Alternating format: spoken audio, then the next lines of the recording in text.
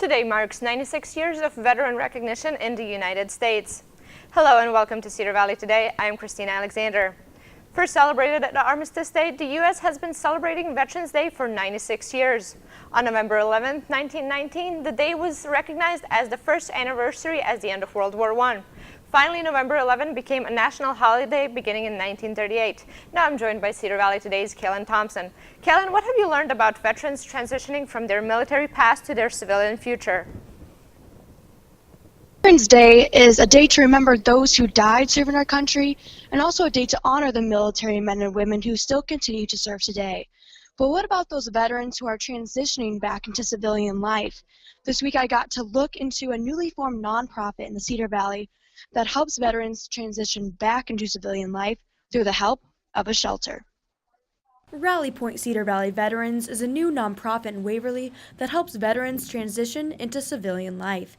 It operates LZ Phoenix, Iowa's only homeless and transitional shelter for veterans, according to Director Neil Jarnigan. Well, it all started actually with George. George is a veteran who served in Afghanistan, but after he returned from serving, he didn't know what to do with his life, so he decided to walk from Missouri all the way to Montana to find work, with his dog named Pluto never leaving his side. I stopped at various veterans organizations and stuff along the way, and they basically all shut me down and let me fill up my water bottles and go. George's stop in Waverly led him to find the help he needed through Bremer County Veterans Affairs.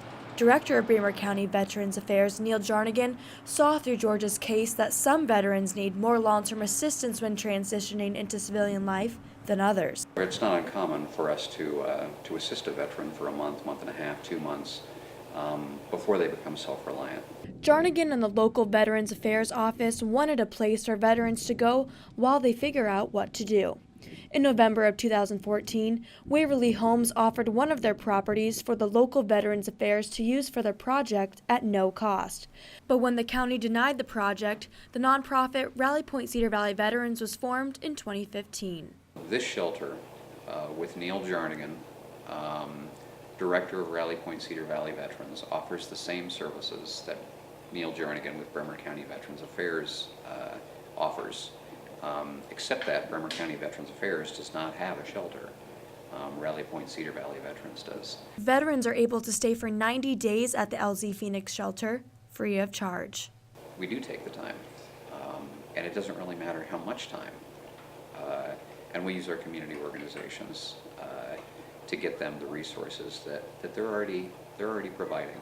We just have to connect A to B.